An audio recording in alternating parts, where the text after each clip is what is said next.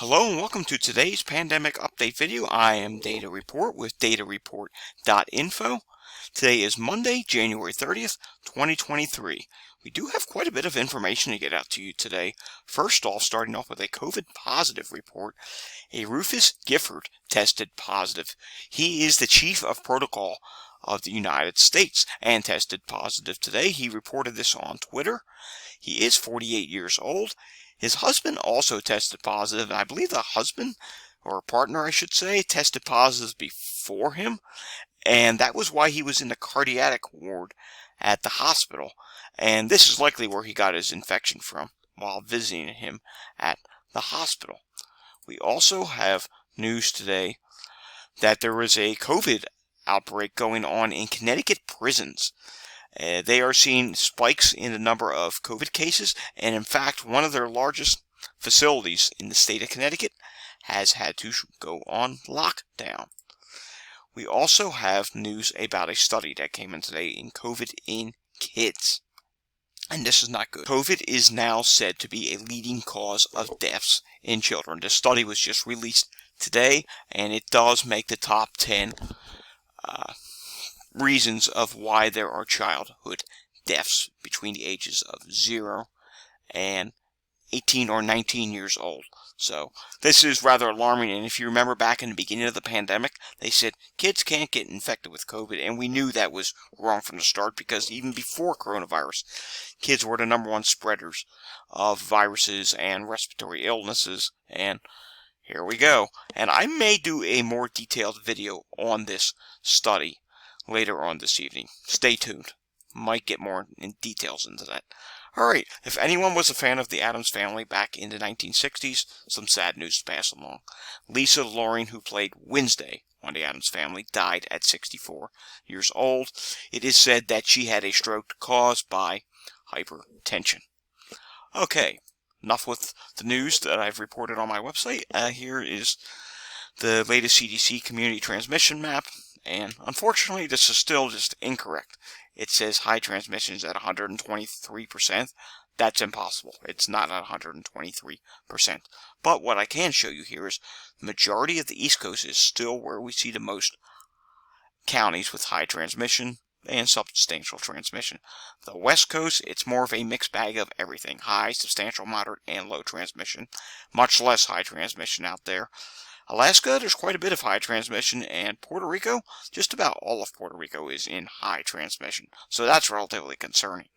Taking a look at the variant proportions, XBB 1.5 is still dominant at 61.3%, BQ 1.1 comes in second at 21.8%, third place is BQ.1 at 9.3%, then XBB at 2.8%, CH 1.1 is at 1.5%. A reminder, CH 1.1 is a variant that originated or was first found, I believe, in Europe. So we're starting to see some of it here.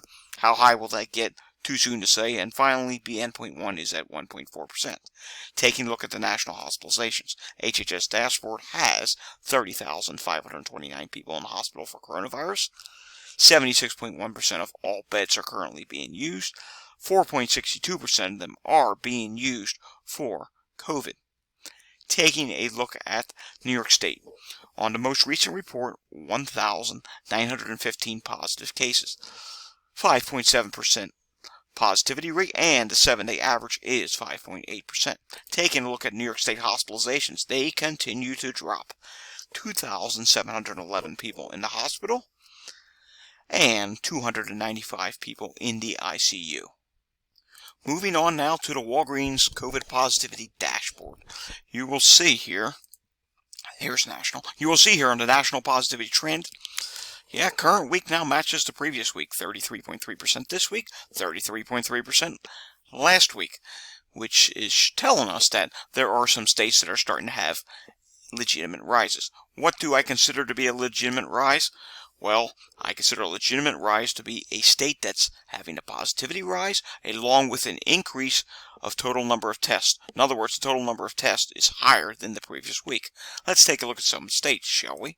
Maine this week, 36.4% They were 26.7% last week, 9.7% difference. Testing is not that big of a difference. It is a drop, so they could be on their way to be a legitimate rise. Let's take a look at Kansas, shall we? 40.7% this week, 28% last week. That's a difference of 12.7%. 167 tests this week, 168 last week. Only one test less?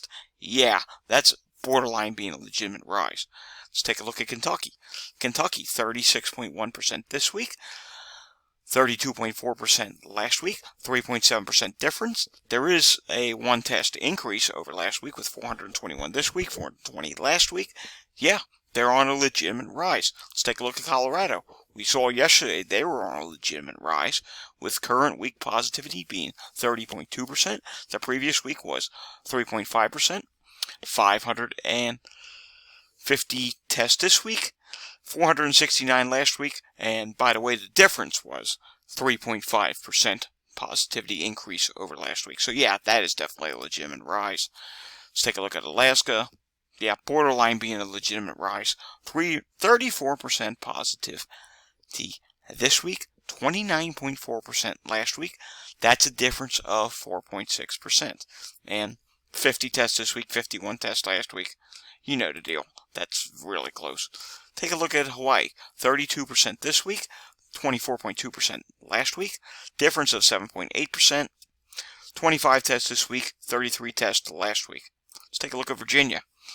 34.5% this week, 31.1% last week. A difference of 3.4%.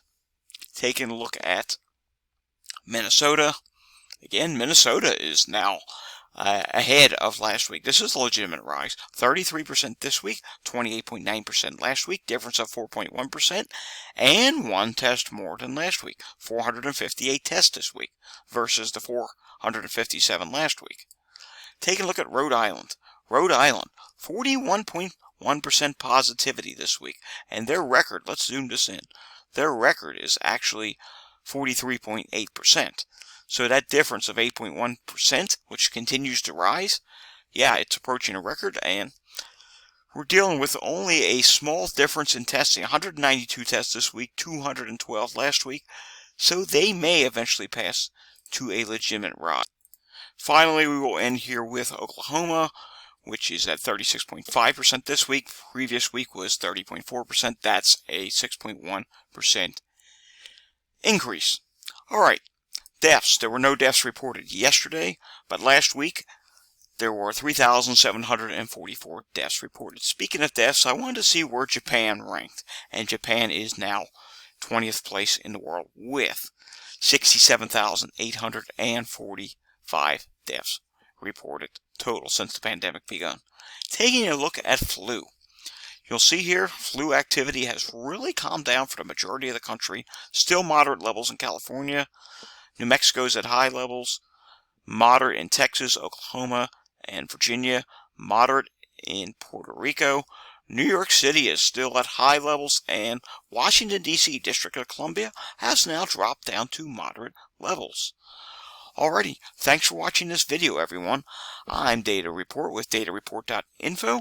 Stay safe, everyone, and remember to hit like and subscribe down below. Thanks for watching, and I will see you again next time.